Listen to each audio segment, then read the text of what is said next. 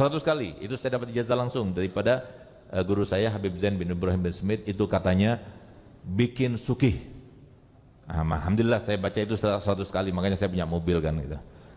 Zikir paling afdal kalau untuk zaman sekarang ini adalah banyak istighfar, banyak salawat kepada Nabi SAW. Karena apa? Semua yang kita dapatkan itu karena dosa. Kita ada musibah terkait dengan keluarga, kita ada musibah terkait dengan kesehatan, kita ada musibah terkait dengan keuangan, kita ada musibah terkait dengan apapun, itu karena dosa. Kalau bukan karena dosa, maka itu adalah ujian untuk diangkat derajatnya.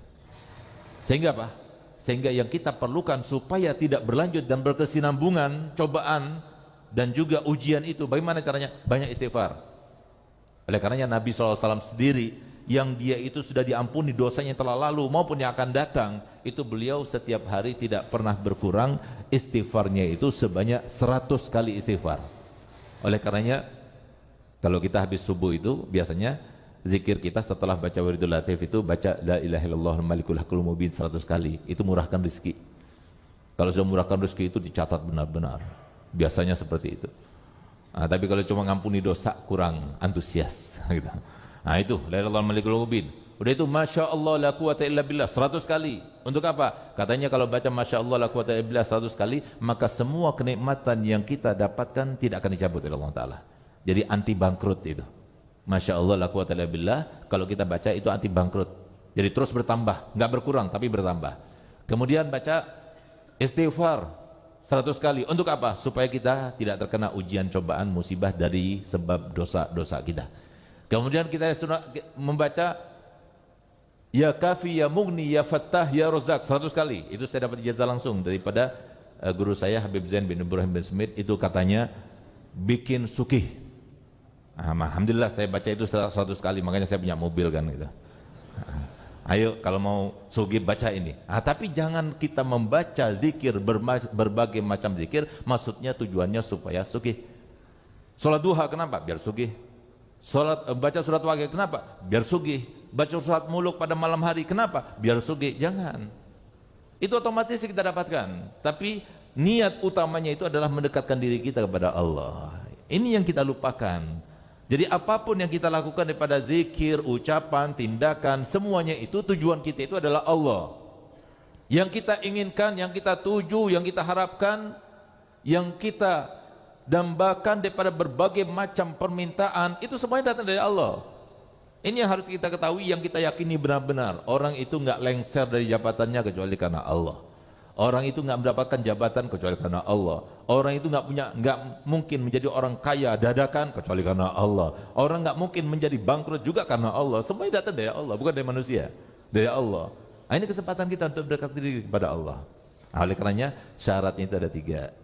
Jadi kalau kita mau zikir kita sesuai dengan yang kita inginkan, fungsinya sesuai menenangkan hati, maka yang pertama adalah baik cara mengucapkannya sesuai dengan tajwidnya, sesuai dengan artinya, nggak merubah makhrajnya, nggak merubah artinya, itu maksudnya.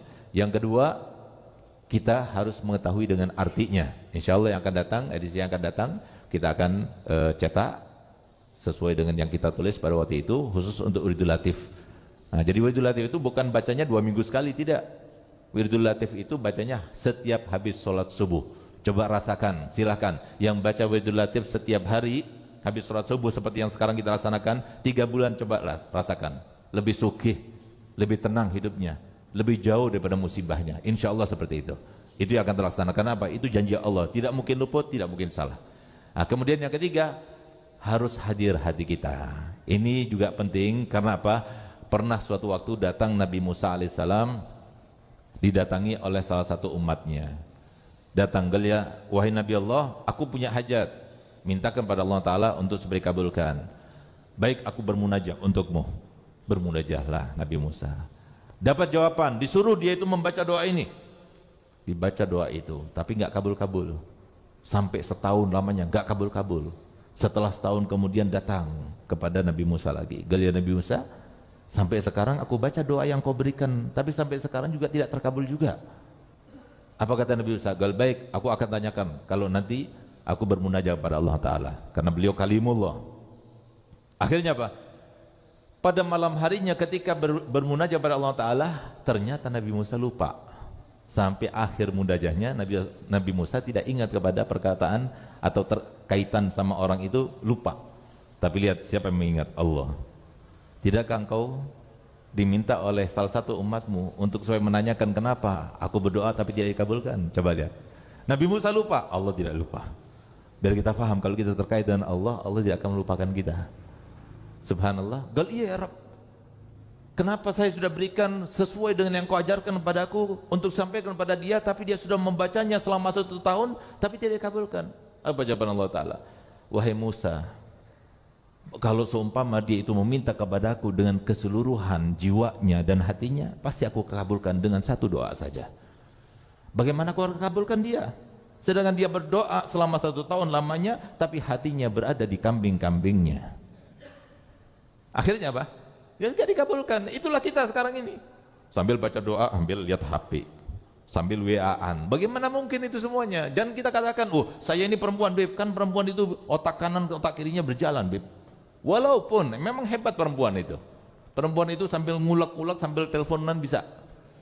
Bahkan kemarin saya melihat, Masya Allah, ada seorang yang turun dari bis kuning, itu turun sambil telepon, turun, Masya Allah, tepat turunnya, nggak jatuh lagi.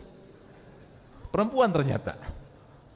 Kalau laki-laki nggak bisa seperti itu, lebih fokus dia. Perempuan itu bisa mengerjakan beberapa sekaligus, itu langsung bisa. Tapi kalau zikir nggak bisa seperti itu, harus karena Allah. Jadi kalau kita itu baca zikir itu, lihat artinya apa? Bismillahilladzi la yadurru ma'asmihi syai'un fil ardi wala fis sama' wa huwas samiul alim. Dengan nama Allah, tidak ada satu pun di bumi ini yang berbahaya, yang membahayakan saya, kecuali dengan izin Allah, dan dia maha mengetahui, maha mendengar. Nikmat kalau kita baca itu, yang kita baca tadi, kemudian kita tahu artinya.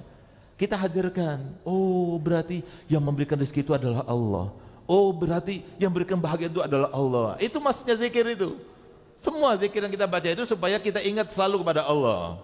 Uzkurni azkurkum, ingatlah kepada aku akan mengingat kamu. Itu tujuannya daripada zikir itu.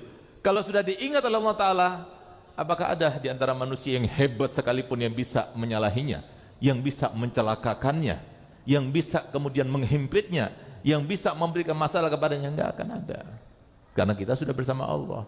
Allah yang menentukan semuanya. Sistem yang berlaku di dunia juga Allah. Tapi jangan kita katakan, loh Bib, banyak orang-orang dekat pada Allah Ta'ala tapi mereka juga tertimpa musibah. Berarti Allahnya kemana? Bahkan banyak sahabat-sahabat Nabi yang ternama, yang dekat pada Rasulullah, mereka itu terbunuh.